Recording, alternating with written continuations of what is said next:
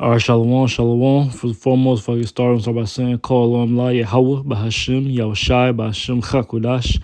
We'll just give all praise to the Heavenly Father in the name of His Son, whom the world even calls God, and Jesus Christ.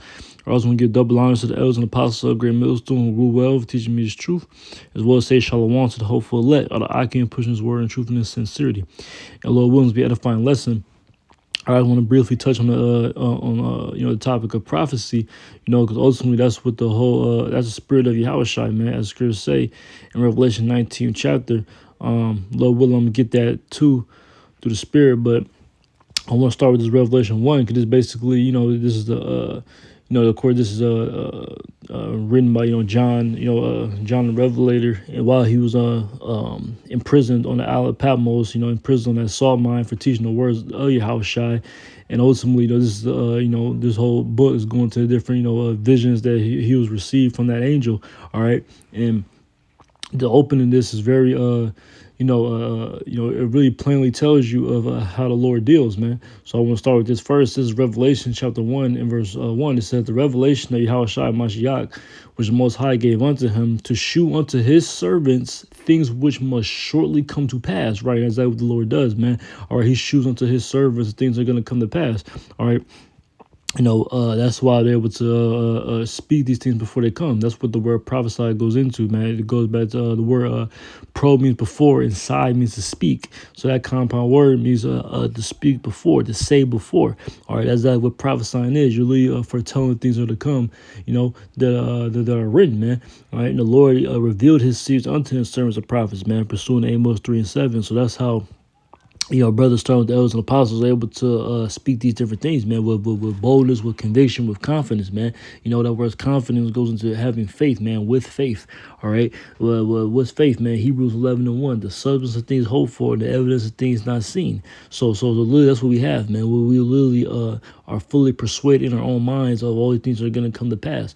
All right. Rather, those who hear or forbear, man. Ultimately, this is only for the elect at the end of the day anyway. All right. Only those select number of men who has to be able to receive these things written. He has to be given those eyes to see and those ears to hear are these words. It says, and he sent and signified it by his angel unto his servant John. Right, so that's what he did, right? Because John wrote these things. All right, and we're able to read this now, have it in these latter days, and as to use it as a comfort, man. All right, that's what these scriptures are, man. They're a comforter unto us, man.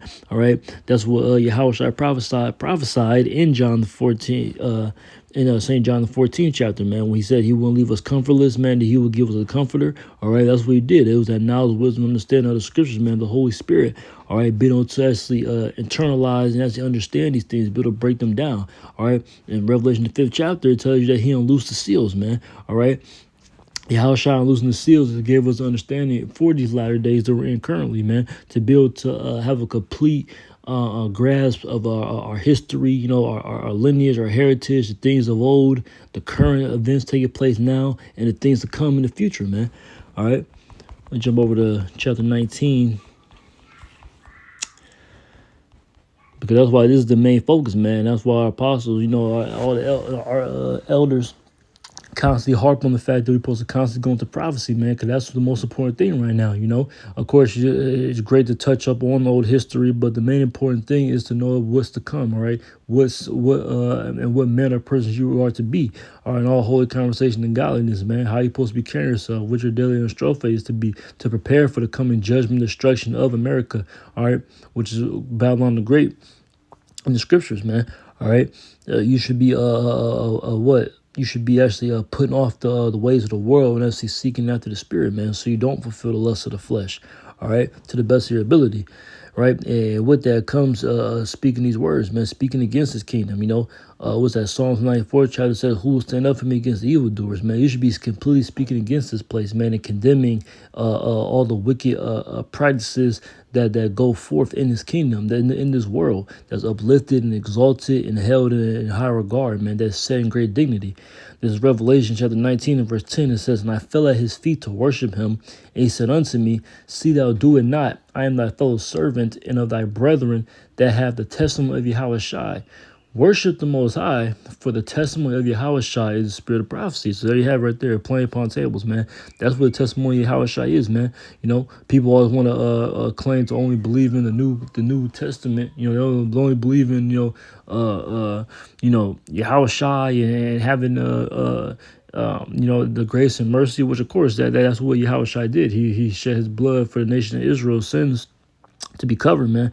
All right, he was the acceptable sacrifice that the Most High sent for us. But ultimately, what he came to, not to what Matthew the 5th chapter, man, he came not to destroy the law, to fulfill it. He's literally the embodiment of the law. You know, Scripture says the Lord doesn't change in Malachi 3:6. So nothing's different. You know, ultimately, that's what the new covenant goes into. The new covenant is the law, statutes, commandments being written in our inward parts, so we can be perfect, so we can be how the Lord always intended us to be, man. All right, that's the whole ultimate end goal. You know, and we get that grace and mercy, and we get that second chance. All right, through Yahushua, through our mediator, man. All right, and what's his spirit? The spirit of prophecy. All right, as he going into these things that are about to take place, speaking them before they actually come. You know, because it's written. Well, let's get Isaiah 55.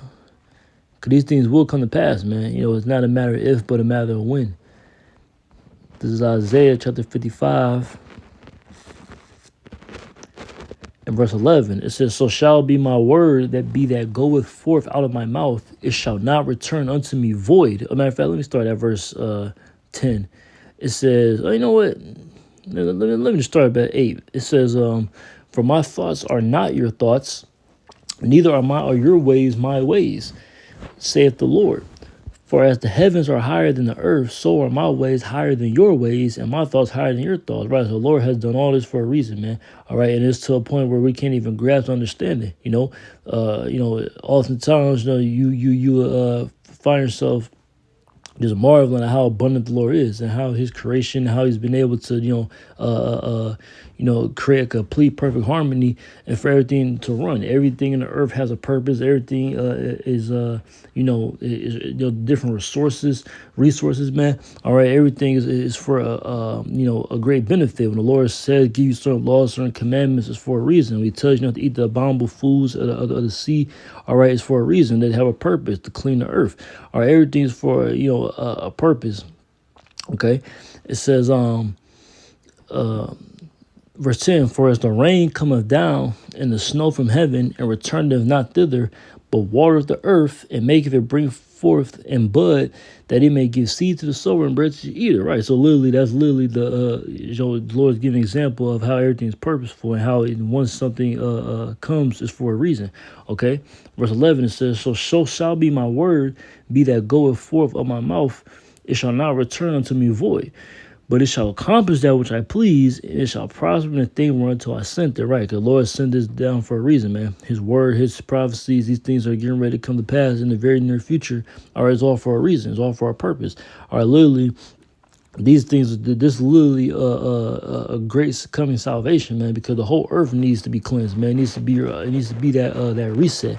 Okay, everything's completely defiled. The animals, the plants, the waters, the air, everything's completely destroyed under this wicked ruler that we're currently subject to, man. All right, Esau, Edom. So this cleansing by fire, which is that cleansing agent the Lord's getting ready to use.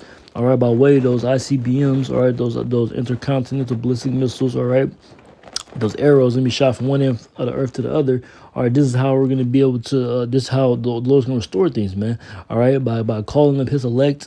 All right, and having that New Jerusalem come down. All right, being changed. Lord willing, be that number. Us being changed in that moment, that twinkling of an eye. Putting on the incorruption, putting on the immortality, and establishing the Lord's ways, man. The righteousness, right, in the earth. All right. So what? Proverbs 29:2. When the righteous are in authority, people rejoice.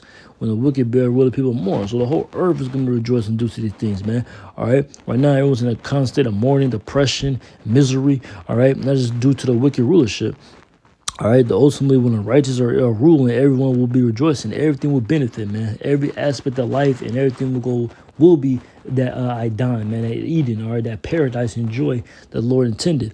Okay, and then this is what the message is, man. This is what the Lord sent out His prophets to speak. All right, to tell that good news, to tell that to give that gospel, man. All right. So with that, man, I pray it was edifying. Call on Yahweh, Bahashim, Yahushai, Bahashim, Chakudash. Double honors to the elders and apostles of the Great Millstone. Shalom to the hopeful elect. Shalom.